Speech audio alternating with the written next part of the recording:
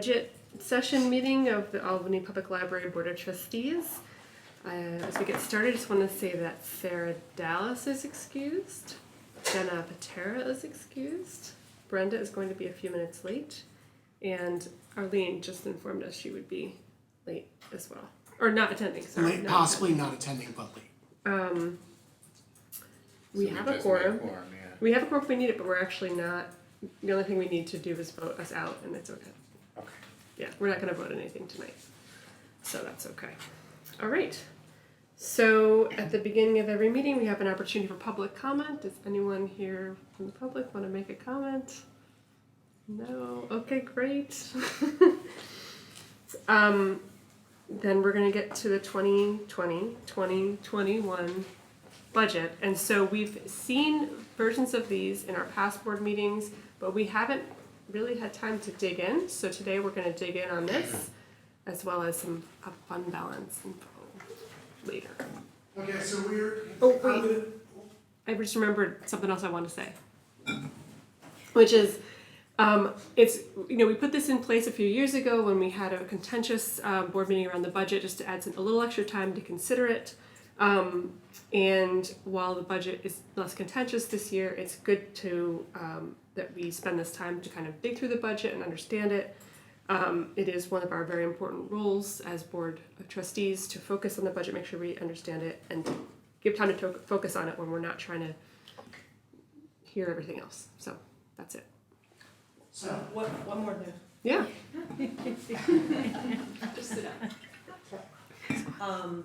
Can we just introduce the staff sure, that's and a have good them idea. introduce themselves? And because particularly we have staff who've worked really hard on this budget.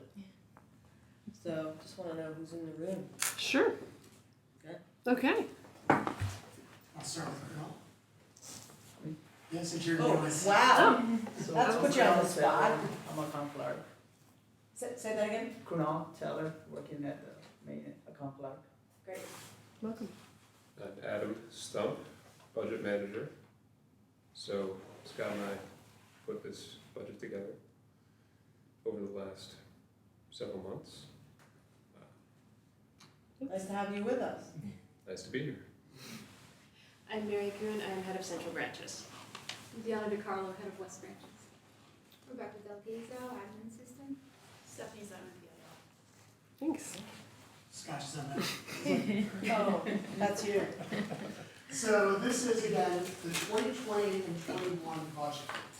So the purpose of this presentation is to explain the proposed 2020-21 budget. And remember, going forward, this is the way our budgets are going to be presented. So the next budget is 21-22. Because after the stub year, after the 6 months, this moves us into a school cycle for our budget, which there are plenty of good reasons for this, which we'll go over at the end of the presentation. So, the first thing I want to do an overview of is some of the sections within your budget, and you can kind of follow along. There's a couple different ways you can do it.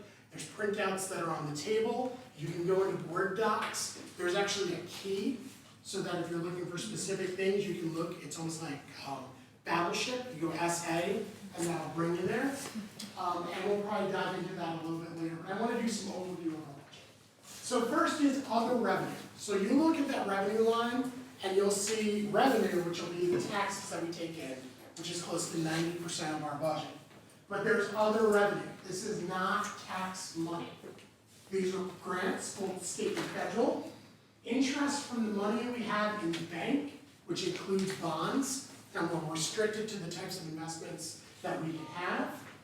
Fees and sales, so our Navigator passes, our CBTA passes, printing, copying, and passports are all examples of what we collect in fees and sales. Then rent. This is the rent we collect from the CBTA for the cycle program in our basement, which is actually going to expand. And also the ACAP classrooms that we have on the 3rd floor of our Washington Avenue branch. And then also payments in lieu of taxes. Our pilot payments are also collected in there as well. Next, we have payroll and related costs. So this is paid for staff, both full-time and part-time, How we've changed this is now we've actually delineated in our budget how much we pay for full-time staff and how much we pay for part-time staff. This is with the hope of explaining why sometimes we haven't spent as much in this line as we had budgeted for. Then there's the cost of participation in the New York State retirement system. Most of you know this because you work in state government, but that our retirement system is a part of our Constitution. It must be funded. So when there's drops in the market, which we experienced in 2009, we actually see the amount of money that we pay into the retirement system go up a lot. And we'll talk about this a little bit at the end when we talk about the fund balance. And then there's staff benefits. This includes health insurance. Remember that we have a high deductible plan that we fund the full deductible, which means there's an additional variable when it comes to our health. And also things like CBTA ridership. And then there's just the cost of processing that payroll and the taxes that are included in that, like Social Security and unemployment insurance. Then there's occupancy costs, and these are several lines, but I'm trying to simplify it a little bit. One is rent, the rent that we pay at the for the North Albany branch. Then we have facilities, and within the facilities, there are multiple lines. They cover contracts, repairs, small projects, vehicles, and furniture. And then there's another line you'll see, which is construction funds. Construction funds is the line that we've set aside for when we know we have a construction grant for that year from the state. That's the money that we take out. So it's almost money goes in, money goes in. Then there's materials and services. Basically, I say this is what we do. This is the money that we fund what we do. These are materials purchased with library district money, which includes books, DVDs, e-material, and library of things. So fishing poles, cake pans, musical equipment, all the things that we loan out at different branches. Then we have material that we purchase with New York State funds because we are the central library for the Upper Hudson Library System. This includes ebooks and databases, but these are separate lines in that budget, and it's important that we delineate those. And then, of course, in our materials and services budget lines is programs. What you see is for the overall district. We actually break that down per branch. And then administration and miscellaneous, this is the one that draws the most questions because this almost becomes, I don't want to call it a catch-all, but this actually covers the cost of doing business. So this is where you'll find our bank fees, where our library marketing is paid for, travel and training for staff, consulting, this is where our legal fees come out of, if we have to hire somebody to overlook our technology for one reason or another, and system fees, which we just had that discussion 2 or 3 months, over the last 2 or 3 months. We're part of the library system, we have what's called the ULON agreement, that comes out of that budget line as well. All of these things I'm pointing out, because we're going to have a little discussion about them later on in this presentation. This is also where we get our money to pay insurance, our liability insurance, and then also where we get our supply money. So tape, scissors, paper, all of those things. And then information technology. These are our computers, connections, and software for both staff and patrons. So in this budget line is where we pay for computers that are used by both staff and patrons, how we pay for our lines coming in for connectivity, and also the software that both our staff and patrons use. So this budget begins July 1st, 2020, and will end June 30th, 2021. The staff, who have worked really hard on this budget, are suggesting no tax levy increase, which means there will be no need for a budget vote on May 19th.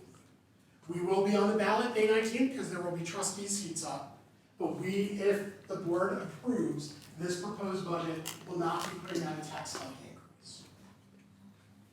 If we were, right now our tax cap looks around 4%. In that neighborhood, yeah, Yep. it's So- high, So we are far below the tax cap. yeah. So basics, the proposed 2020-21 budget is $10 million. That's an increase of about 1% to our 2020 approved budget, which is the budget we will be working off of. because the last approved budget is the amount of money that we get. So that means we will be spending what we believe is 1% more than what we had budgeted for in 2020. This means a proposed tax levy of a 0% increase, and it also will mean we will be predicting to use $174,378 of our fund balance. And we will cover this a little bit at the end as well, okay? Where that money comes from. So, in past budget years, we compared ourselves to the last proposed budget that was passed. We have learned over the years that that may not be the most accurate way to predict what our budget's going to be moving forward. But we want to do it here since this is how we did this in past practice. So we're going to compare ourselves to the 2020 approved budget. We are predicting a 16% increase in revenue. Why? Because last year we were off by about 3% plus in our revenue projection. So we're basing this on what we made in revenue last year and not off of estimates. Payroll and related costs, well, we believe even if we're fully staffed, we will still be able to reduce that line by 1%. That's $72,000. Occupancy costs, we see a 4% increase, about $28,000. Materials and services, we see about a 1% increase, about $10,000. That's actually because we want to increase the amount of money that we're spending on new material. Administrative and miscellaneous, there's a 32% jump. I want to remind everybody, this is where we're now putting in our ULON agreement before we took it out of our tech budget. Now we're putting it into our administration and miscellaneous cost. And then information technology, that's about a 14% reduction because we're taking those ULON fees out of there and moving it over to administration and miscellaneous. So this is what the proposed budget looks like compared to 2020. However, after meeting with the finance committee, we realized that we wanted to take, not the actuals because it's not done yet until the audit, but take what we believe is the closeout of the 2019 year and compare it. Hey Scott, can I just, in the administrative and miscellaneous, I just want to add that the ULON agreement is part of it. The other part is the tax cert payments. Yes. You're gonna get to that too, or No, I just wanted to, that's a lot, that's most of that So increase. $100,000 of the administration and miscellaneous is that $100,000 that we're projecting that we have to pay to the school district for, and it's fair and it's legal. It's when a house is reassessed, it's reassessed after taxes are collected. It's called Certiorari. cert payments, we call it. No one can pronounce it. It's about $100,000 that we're estimating based on past performance.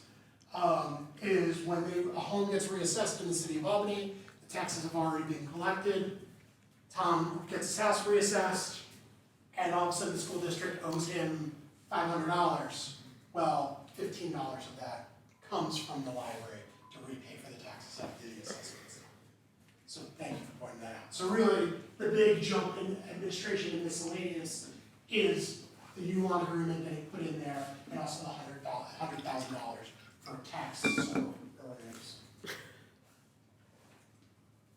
And just, sorry, off of that That's point, still- and that's just an estimate based on averages of the last 5 years. It can be higher or lower, but the 100,000 is an estimate, so placeholder. And what you'll see in future years is this budget line may go up and down depending on whether or not we're doing reassessments. So what we kind of do is we took a 3-year average, we figured it's about $100,000 a year. But we know that when they did reassessments, which I think was the year I moved here, so it's 5 years ago, when they did reassessments, that jumped to about $250,000. So we may see ourselves in those years estimating a much higher increase in this budget line.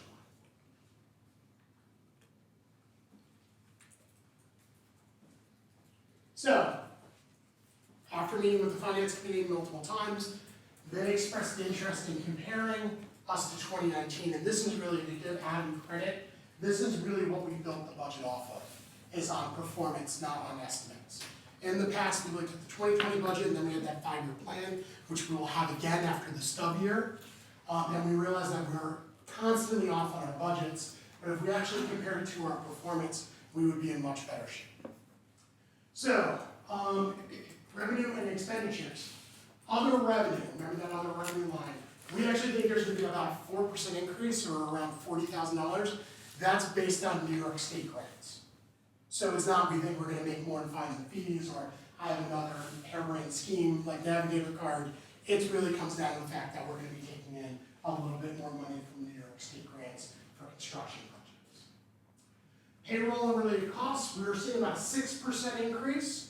We underspent this year, we weren't fully staffed for the full year of 2019. Our hope in 2020, 21, we're coming up with some things that we think are gonna get us to be completely staffed going forward in the future.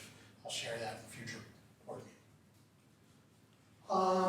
Occupancy costs, we see about a 16% increase. We know our buildings are getting older. We need to invest in those buildings. This is about $100,000. We severely underspent in 2019, so this gets us closer to where we should be now. We should be doing spending. Materials and services, 5% increase. A lot of that had to do with underspending. But again, you're gonna see a little bit of a bump for bucks. Administration and miscellaneous, 15% increase. Most of that, I think, is the loan agreement. And then information technology, you'll see a 16% increase. Again, if you look at our statistics that we point out, the library as a business is more about creating spaces for people to meet and having the technology for people to use. So we want to invest further in our technology, and we want to invest farther in our buildings. But again, all of this really comes with the idea of this is compared to 2019. Remember, in 2019, we underspent considerably. Any questions at this point? No, great. No? Okay, good. So I added this on because I wanted to remind the board of fund balances. We've only done this once. It was a year ago. Adam, Cornell, myself, my whole staff, we live this stuff. We understand that sometimes you only get to think about this a few hours a month. So I wanted to remind the board of our fund balance and our fund balance policy, which we put in place in 2017, but we didn't start following until last year. So there are three specific funds in our fund balance. There's capital fund. This is money set aside by the board for capital projects selected by the facilities committee and approved by the board.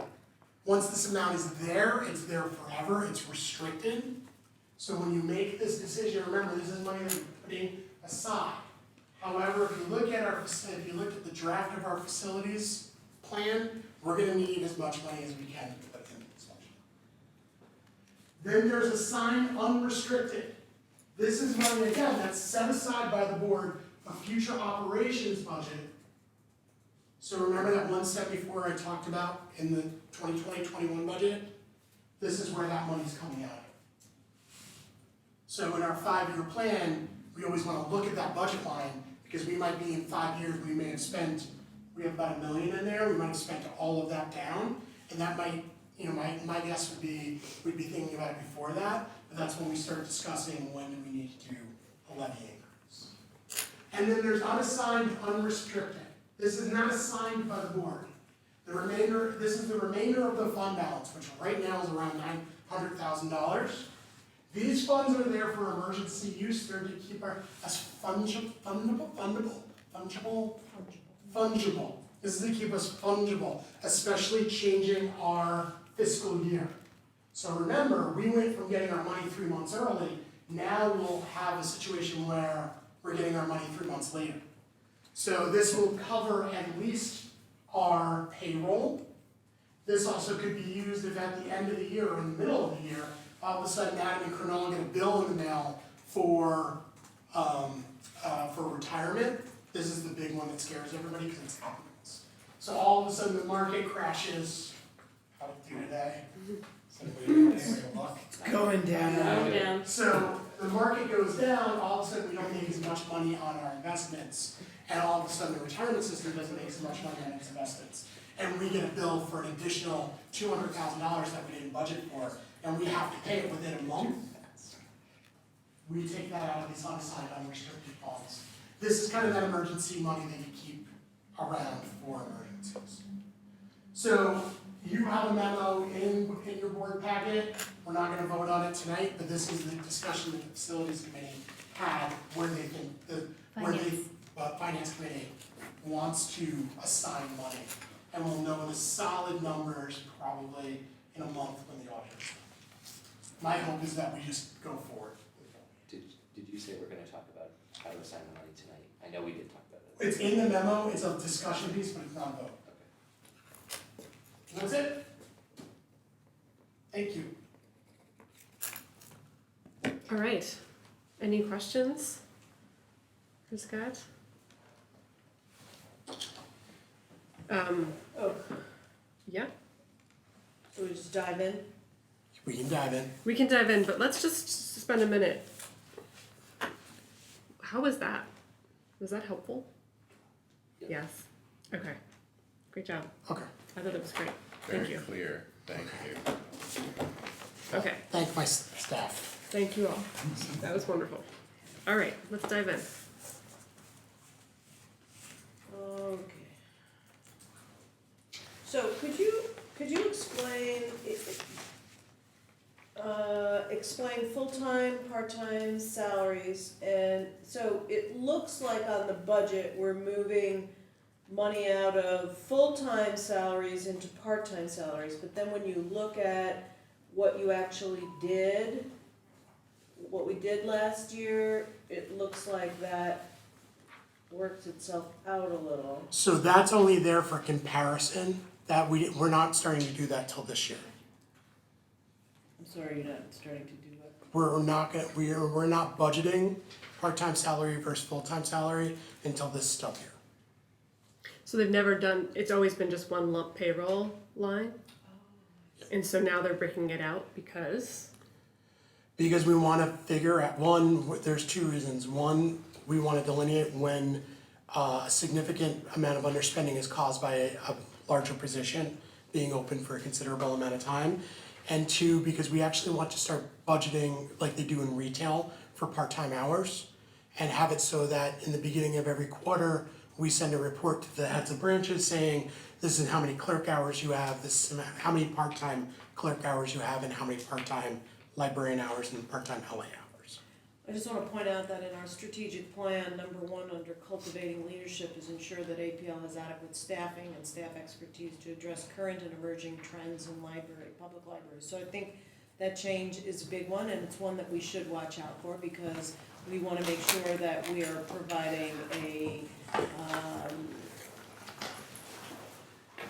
that we're good employers, and that we're not doing things like saving money with part-time staff and giving them less benefit, and plus we want to cultivate them, so I think that's important to do. And I think that makes it clearer here, that you are able to see the ratio of how much we're spending on part-time versus full-time, and give you the ability to say, wow, you're spending a lot on part-time employees, and you're not spending as much on full-time employees. So the other thing is that we have talked also in terms of the strategic plan is in making sure that we are fully staffed and adequately staffed. So do you feel like this budget does that? I mean, with basically a flat payroll salary, So 1% increase? So this is,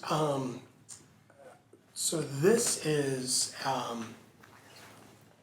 think, a more accurate budgeting with less padding.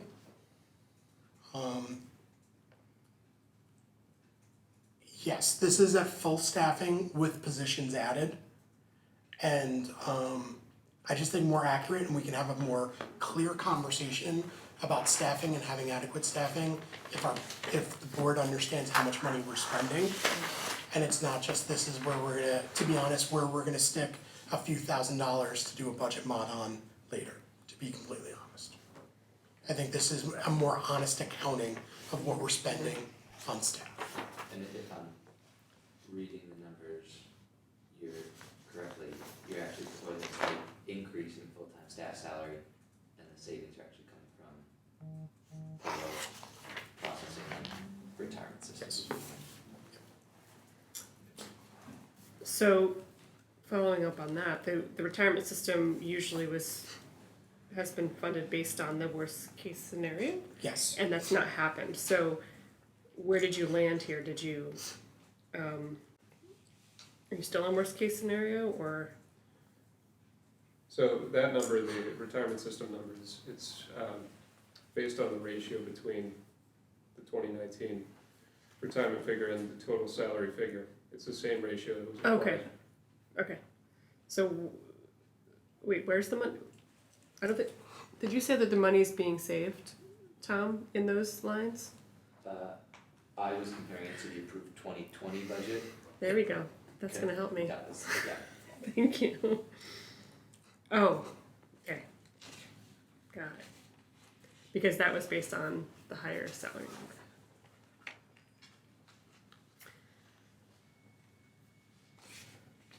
Brenda, do you need to ask any clarifying questions? So, No. okay.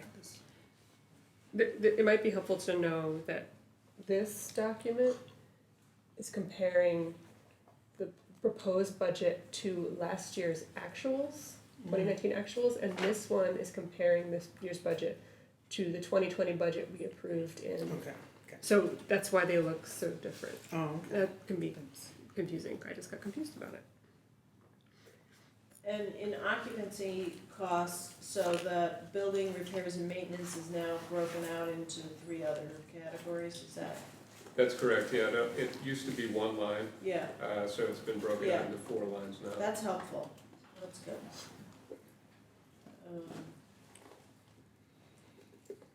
Okay, can we talk about in administrative, the difference between publicity and printing and community relations? So publicity and printing is basically the public information officer's budget. So that's flyers, the program guide, Mostly the program. mostly the program guide.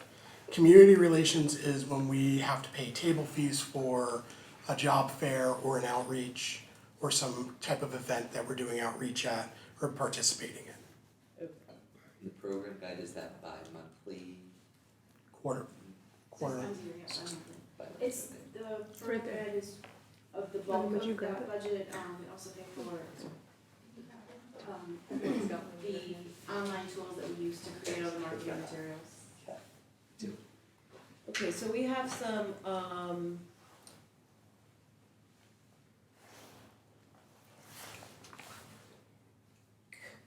community learning platform goals and meeting community need goals, which are really about so much of these community relations and also communications.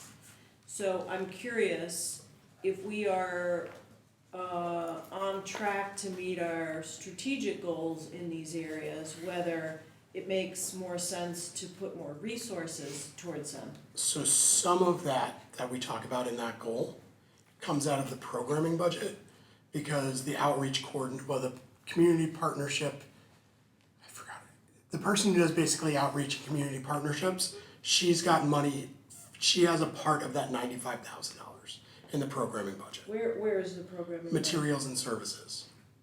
Oh, okay. So that's not, Materials, is programming, I see. Yeah. So programming and community relations have a relationship, yes, okay. And do all of, but we're keeping those, stagnant? yes, we underspent last year. Oh. So let me Oh, make we sure. did, and Yeah. why do we do that? Because, do you want my honest answer Yeah. on film? No, I want you to make it. We've always kind of held the budget, or is there an increase? Yes, we Okay. spent more. Okay, yeah, we overspent. Basically, my goal has been for the last 2 years is to have a more honest budget because I feel like it makes it harder for my staff. My staff have always built in a cushion because we've always been taught to build in a cushion on spending and we've become very good at kind of running lean. What we're trying to get out of is that idea of running lean and doing things well with the budget that we have. So the expectation went, here is your budget, don't spend 1,000 of that. Now the goal is, here's your budget, and make sure to have that budget spent at the end of the year.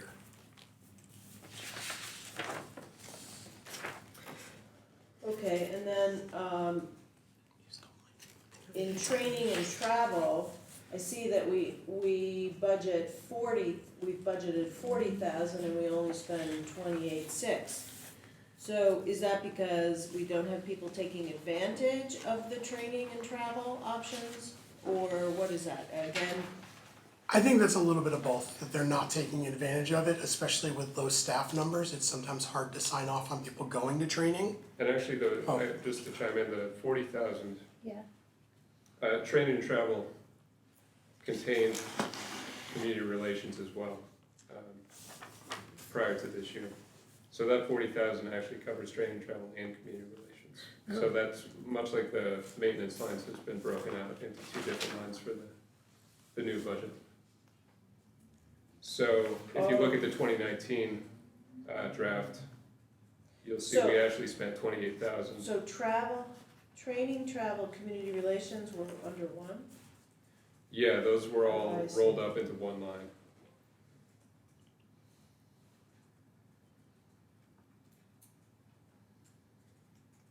So we're only spending 10,000 on community relations.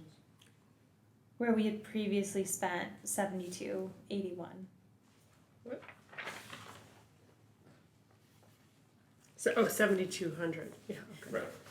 Yeah, maybe we, I've been looking at the one with the 19 draft final instead of the 20 budget. I don't know, can we work off that one, Yeah, so can we're we all choose looking at which the one we're same? gonna work off of? Yeah, I'm actually working on both, but, it just speaks to my point that we have two very significant goals that have to do with outreach, partnerships, and ensuring some bigger goals like literacy, like digital literacy. So my question is, are we doing enough? Do we need to compensate for any of that in our budget? I don't think we do, because if we look at the 2019, we did a budget mod where we significantly moved money and we still underspent. So why are, so you think we're underspending because people are being, I think we're very good at being a lean. Mod- I think we're very good. Just a reminder that past incarnations of this board were all about lean management. So we became very good at lean management. Probably too good and too successful at it. So now we're working on basically bringing the balance back. And also reporting our budgets out in a timely manner. So now we have a quarterly report of the program budget, so that we can then go to the heads of branches and say, you underspent last year, can we move this money somewhere else? So I really think that we can spend this money if that's the question. What we have to be better at is reporting to our staff how much money they actually have, so they feel comfortable spending it and not kind of getting out of that idea of, we want to be lean, we want to be efficient, we don't want to be lean. So keeping the efficiencies that we've built in, where we kind of overcorrected, and now becoming efficient and making sure spending the money we have, spending it wisely, but actually spending it. So I just wanted to point out that the 2019 budget, the difference between what we expected to spend and what we did spend, and we actually were off by $789,000 because we planned on using $350,000 in fund balance, which we did not use, and at this point it looks like we'll have a $438,000 surplus. So that means the whole budget was off by $789,000, which is not inconsistent with the whole time I've been on the board. We're usually off by more than $500,000 each year.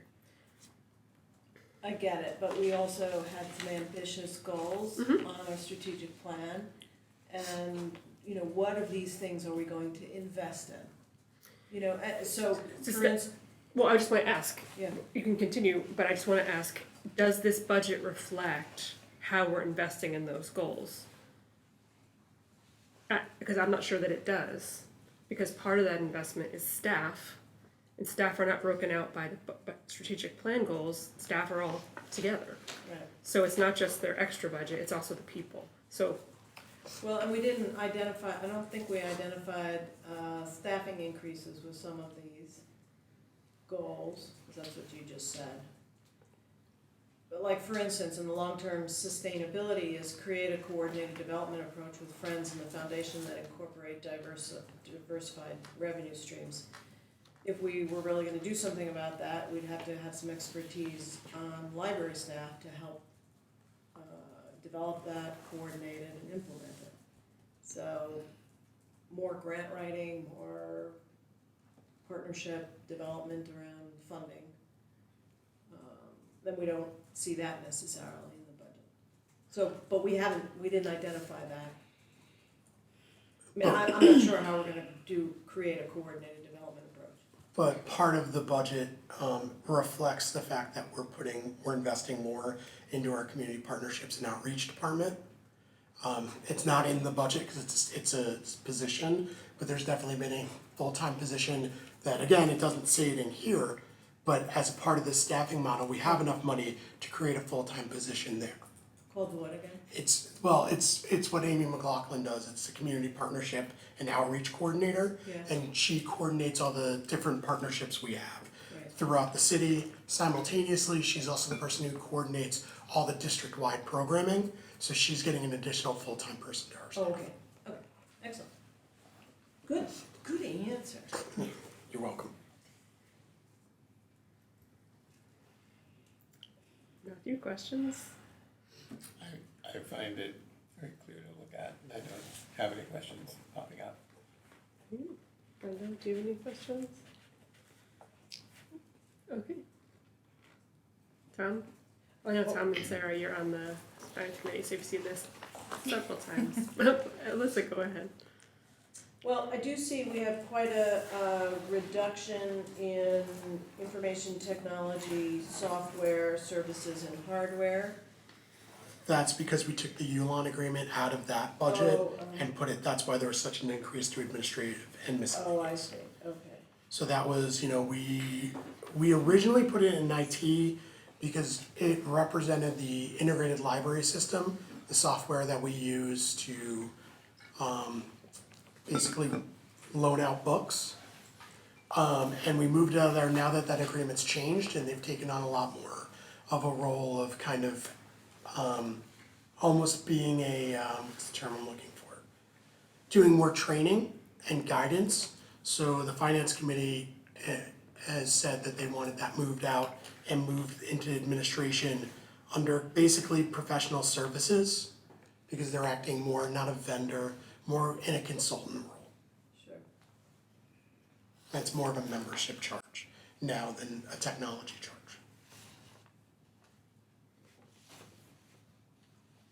But there's still an increase in that budget line because we do believe that's a really important piece of what we do.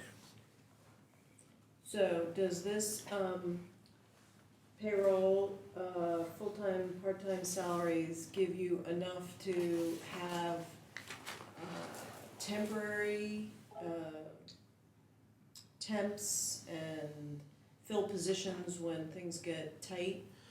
It does three things when it comes to the current market, employment market. It gives us a better idea of how much we're investing in our staff to start talking about how much we're wages and how much we're paying people. The second thing it does is it gives us the ability to schedule in a more kind of not thorough way, but really more thought out way because we've separated that money. And third, yes, temps are in there. We always have temps, especially in the summer, but it also gives us the ability to watch overtime. So if you look at the closeout of this budget year after the budget mod, we were a little over because we've started to offer people overtime. We've done this for two reasons, because the market's so tight that sometimes we don't have somebody to open a building. But simultaneously, this is a good way for our more blue collar staff to make a little bit more money. So we're thinking of our CECs and our facilities, from our facilities people all the way up to kind of our foremen. They make a little bit more overtime for snow removal, which actually created a cost savings for the library, but simultaneously gave our staff a little bit more money. So, I know we've talked about, staff, a library cleaning, Yes. contract. And the reason is that we were having difficulty hiring, permanent cleaners. Yes.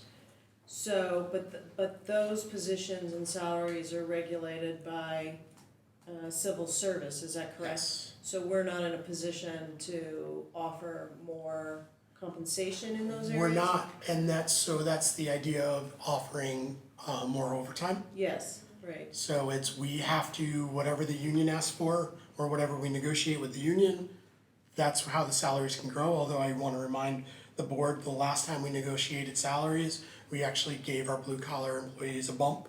Yeah, However, this is a way for us to keep, yeah. I mean, the gentlemen who are here tonight, we wanna keep, how do we keep them?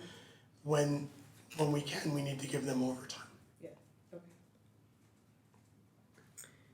And where would the Jam Pro project contract be in professional services? No, it actually comes out of maintenance service contracts. Oh, right. And that's why you That's see a right little there. bit of a bump in that as well. Right, okay. I have some questions about the grant categories. So there's New York State grants, federal grants, other grants, construction grants. So construction grant is not considered a New York State grant. Technically, construction grants aren't a grant, even though there's a grant process for that, but I won't get into that right now. Okay. We separated that out because it was much clearer when it came to when we go down to our maintenance spending, so that we could kind of connect those two. Okay. So it's kind of that this SR7 or XR6 there is just like the in out. Yep. And then New York State grants would be the Central Library. Central Library book aid and Central Library funding. And I know we had a long discussion last year about the foundation and how they provide support to the library.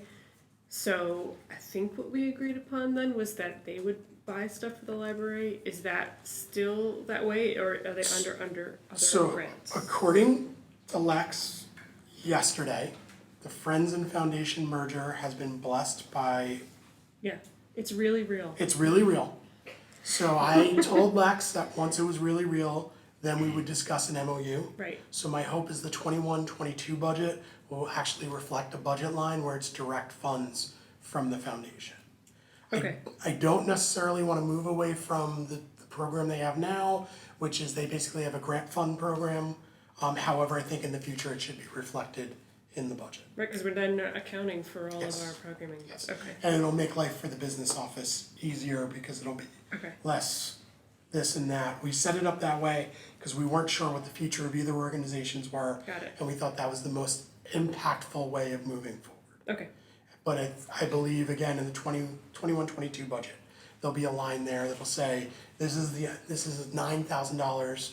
The Friends and Foundation believe they're gonna $300,000 that the Friends and Foundation are gonna raise. We'll still have the grant funding program to select the programs that are funded, but we know that they've at least promised to give us $300,000. We did ask that for this budget, but I think we can let it slide, given that they're just completing their, We didn't wanna do an MOU, we didn't wanna pay for, in the process for an MOU yeah. with the Friends or Foundation, and then have to do a new MOU with the new organization. So it's just off budget now. So, I would like to suggest that at some point we add that reporting to our monthly reporting of what the foundation is spending in support of library programs, so that we can see, you know, because we look at this programming budget here, right? And we have our strategic goals for increased activity. I feel like Scott, you've been doing a good job at when he's in his. It's not in the budget, but in the report, in his report, he highlights where they are APL Foundation But we can provide. sponsored projects. Yeah, because I think this budget should tell the complete story, right? Shouldn't the budget, I'm looking Yeah. forward to that, yeah, but it's not money that's part of our finance yeah, system. but it is related. Yes, so we should. Yeah, we so should bring what we that can up. Fulfills our do, mission. what we can do for the 100%. next 14 months is make sure that the balance sheet from the foundation's included Yes. in the reporting for the full board, I think that's, And I think then- that's an excellent. And it's possible that we have an MOU written within 3 months or 4 months, and that we can actually add that budget line into the Yes, budget that would be- and report that out going forward. Right. So for the sake of, the sake of the budget, to get the budget approved before the March, I don't know if we can do that, but I think that we can before the fiscal year begins, the 2021 fiscal year begins. Adam, do you think we can add a budget line in there for what we get from the Friends and Foundation? Yeah, But absolutely. is any money transferred? My understanding is that's not the way it's working. No, it's- it's, No. I think they're paying for it directly with their own. So it's completely off of our Yes. budget. Yeah, I mean, it's. They're basically sponsoring programs. But it's at the direction of our staff. No. Well, So it's a grant program, so the foundation board looks at 10 to 12 or 20 applications for grant funding for programs From our staff. from our staff. And then there's APL, which is another program, a larger program that's sponsored by the foundation. Again, in that relationship, we signed the MOU last year between APL, APLF, and SAGE. Because Alpaca Gallery does that, and so that's that relationship. And the money doesn't come to the library directly. It goes right from APLF to SAGE. Yeah, I think having that complete picture, you know, when one says, this is our strategic plan, and all of that activity is within this scope of our work, and it's being implemented by library staff in partnership with others, but yeah, I'd like to see that stuff. Okay. I have one other issue, it's not an issue, sorry, wrong term. So in meeting community needs, number 2 and 3, one is regularly assess the needs of users and non-users by using various forms of engagement. And the other one is evaluate and strengthen programs. So both those words, assess and evaluate, actually have tasks, you know, studies, surveys. So where might we see the expenditure for that? In programming or in? I would say a little bit from programming. I would say, really, when we do surveys, it is relatively inexpensive and comes out of the public information officer's budget. So that's where we would see that. If we were to hire someone to do an assessment, then that would go out, that would come out of administrative and miscellaneous, that would come out of professional services.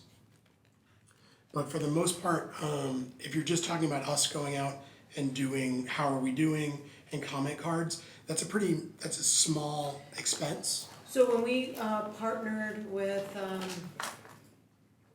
we're the ones who did the research on our summer reading program. That didn't cost us anything. Yeah, so they pick up the costs. They did pick up, we are actually paying this year for that. Okay, That that's comes coming out of professional services. That'll be about $4,000 this year, because they've left the Albany Promise has changed, and it no Yeah. longer is Albany focused, which I will say on record is a huge disappointment. So they actually lost the majority of their staff and talented staff who we still wanna work with. So we're now looking at an agreement with the organization that they left for, so we can continue that stuff. Many of the studies we do, we try to do either through in-kind. So in other words, we partner with organizations and say, we can provide you space, we can have staff sit on some of your committees, and then vice versa, then they do some work for us for free. But I do believe that in our administrative line, our professional services, which is AM8, I believe we've definitely have enough money and budgeted in there for services that would reflect that. So it's kind of interesting whether you would include an evaluation line in a budget. Like if we really thought making sure our customers were getting what they should be getting, want, you know, that kind of thing. I wonder if you make that a larger an I would actual line. I would say that would be, I wouldn't necessarily, this is what we present to the public. So there are sublines from this, like programming is a perfect example. There's a subline for programming, which divides up by surface area. So, you know, that's really getting into the weeds, we can do that in the future. But that's where that money would be, that's where we spend that money. I'm trying to find the stats site. It's the stats site that has the strategic plan. It's stats.albanypubliclibrary.org. It didn't work.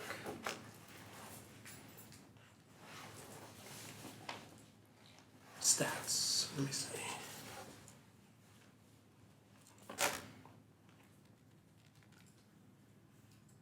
Strange.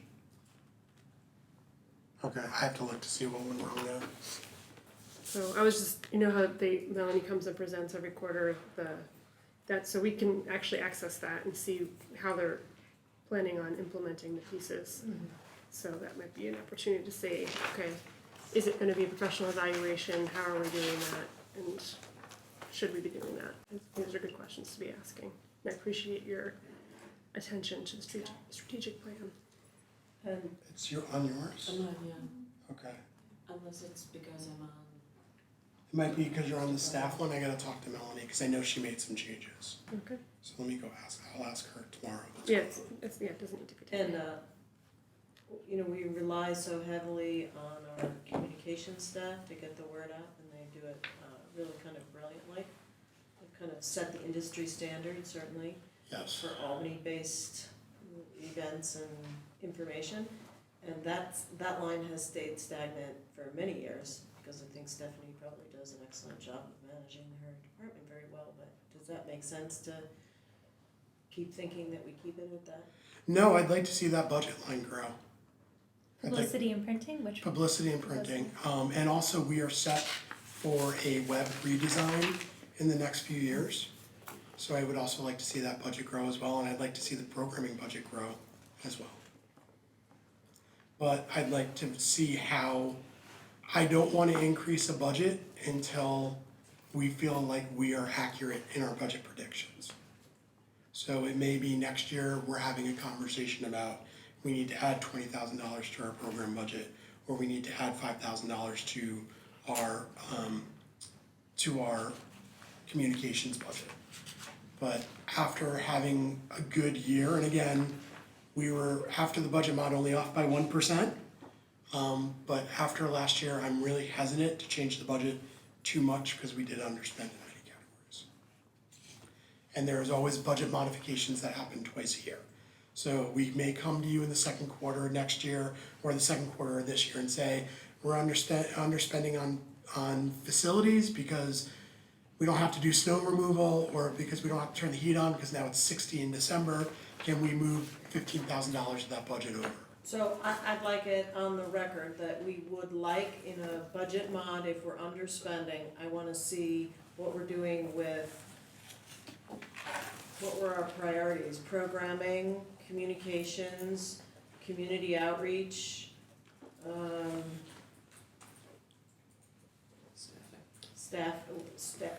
staffing, Right. overtime. And that's, I mean, I wonder if it would be useful, not now, moving forward, to think about, I don't even know if it's possible, to think about how, because staff are such an important part of all these areas, like this is the extra money they need to do the other things, materials and all that, but the staff are doing the work. Yeah. So how could we describe how the staff are allocated to those things? Would that be impossible? It's not impossible. Is it worth doing? But That's a that's the different finesse question. that the director manages. I mean, Well, we have to, I mean, we can definitely kind of do an analysis of who's, let me get through this. That's mapping, and it is expensive, so people want to pay for it. So I think we can do Yeah, it. it can be done. So that might be a goal of ours for in 2020, 21. Again, let's get us through the stub year, get our finances straight, and kind of our process for finances done correctly. And then in 2021, look and say, for the 22-23 budget, 21-22 budget, sorry, this is the mapping that we've done with staffing, and this is where we need to reallocate. We are doing an analysis of hours We're actually doing something that I've wanted to do for a while, which poor Mary got texts from me on a Saturday morning about. We're actually doing what's called a chair census. Yeah, we're in chair census. So we're actually going to go through and we're gonna do a study of how people are using the library as their third space. We're gonna look at hours and when we're used, what our circulation looks like. That's why we're moving to reporting transactions, because that's part of that study as well. So I've given, how much time did I give? We're doing the actual physical count the week of March 1st. And then at the end, and in June of this year, we're hopefully gonna report out what we're seeing when it comes to usage of the facilities. And it's a little harder, it was easier when you just had circulation. Cause you could look and just go on the ILS and say, this is when people were taking out books and this is when people weren't taking out books. It's become difficult because the way the library is used now, their door count doesn't give you an accurate, because that's people in and out. So Washington Avenue, our door count's really high. Why? Because they use the bathrooms, navigator cards, things like that. Whereas in the evening at Washington Avenue, it becomes more of that third space and there's more meetings. But if you look at our usage just based on door count, it looks like we're busy all day long, but the way, and this is from our discussion last week, the way we're busy in the evening and the way we're busy in the morning, two totally different things. So now we're relying on staff and human beings to go around and figure out, is Washington Avenue busy between 10 and 12 o'clock? Is it navigator carts? Is it seating? Is it the bathrooms? Is it programs, story times? Same with here, this branch, when I originally wanted to expand hours, I wanted to expand evening hours, and the staff were very smart in saying, no, we really want morning hours, because that's when we have a lot more people who are retired in place. So looking at all of our different locations in the communities they serve, to see when are they the busiest? When should we allocate staff and time into those hours so people are best served? We can say we're spending X amount of money on full-time staff. My only concern with full-time staff is they're often looking for a 9-to-5 job. So that means we may be investing in more staff to be here during the day. Whereas if you look at a branch like Arbor Hill, we need more staff after school. And that's what we struggle with our CECs. Because a full-time CEC wants a 9-to-5 job, but we may want part-time CECs who work security at a school and then come over and do gaming at the Arbor Hill branch or the Howell branch or even here after their daytime job. So we really need to do a deep dive, which we are doing, which is thanks to this board, because you inspired me to do this after our last board meeting, which is how are all of our different locations really used? And then how do we allocate resources either by more money for staffing or moving schedules around so that we have staff at the right time in the right places?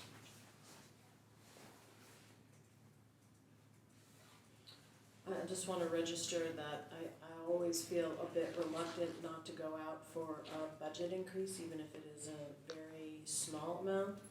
I think this budget has made a clear, convincing argument that we have some different funding streams that we really need to incorporate, and then also the responsibility to make sure that our budgets are correct. Yes. And so that we're not accumulating at a disproportionate rate and that we're spending what we're asking for.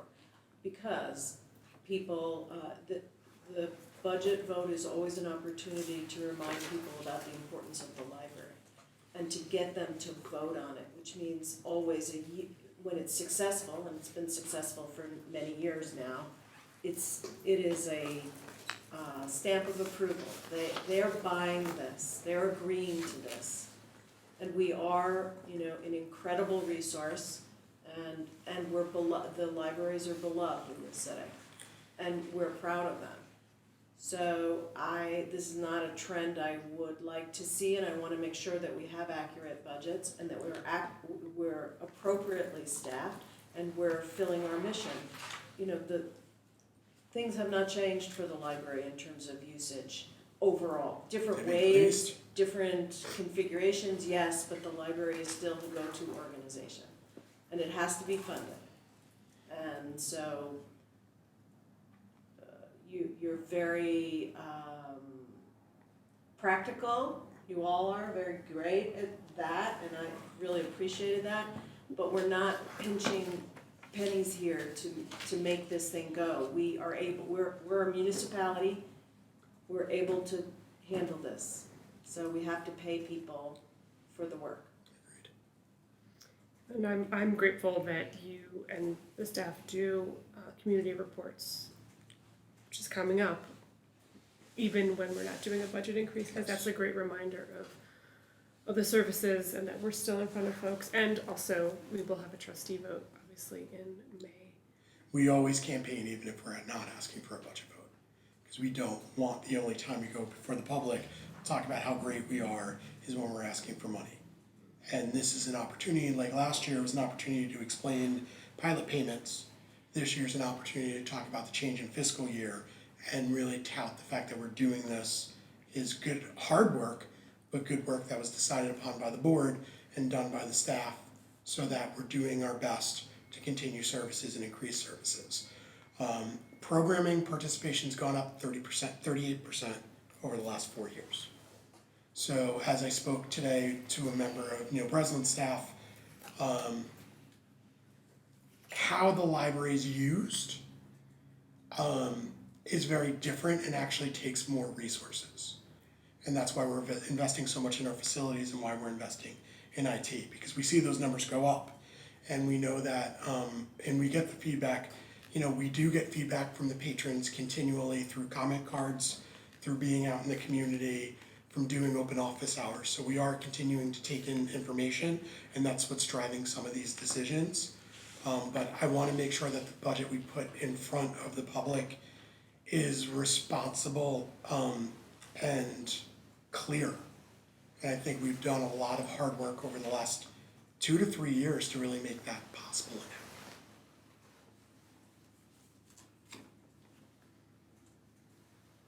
Thank you. Anything else? All right, well, we can vote to adjourn. Oh, did we have any other questions about the fund balance piece? Because we didn't talk about that as much, and that's the other. I thought it looked reasonable.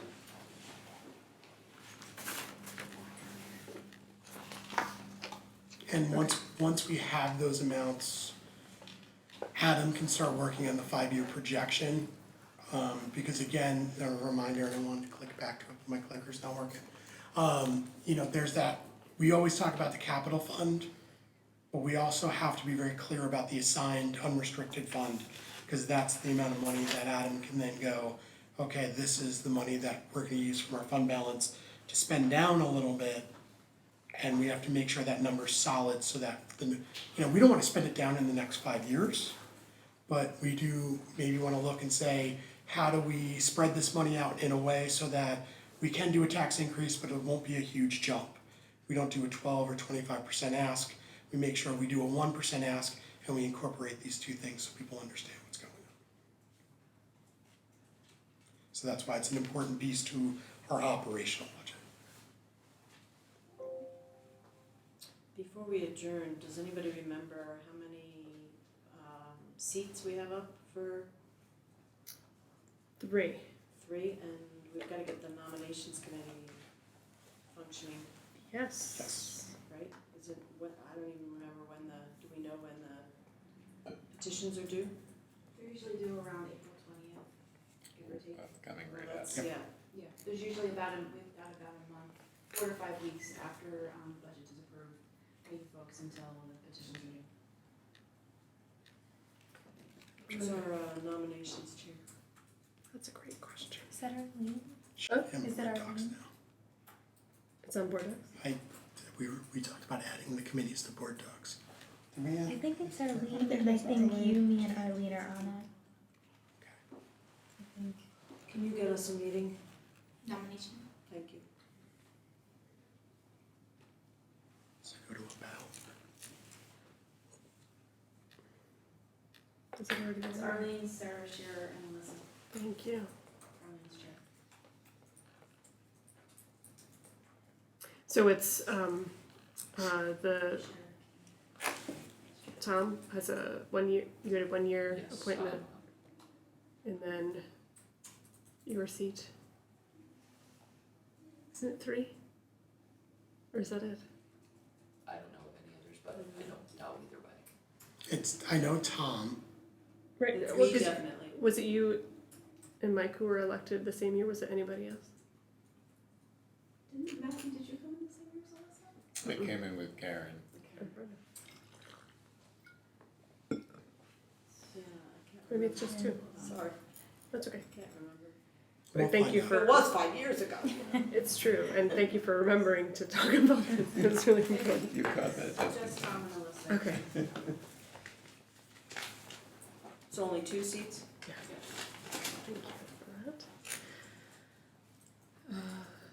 Okay, thank you, and then we're ready to adjourn. Motion? Sarah, thank you. Matthew, thank you. All in favor? Aye.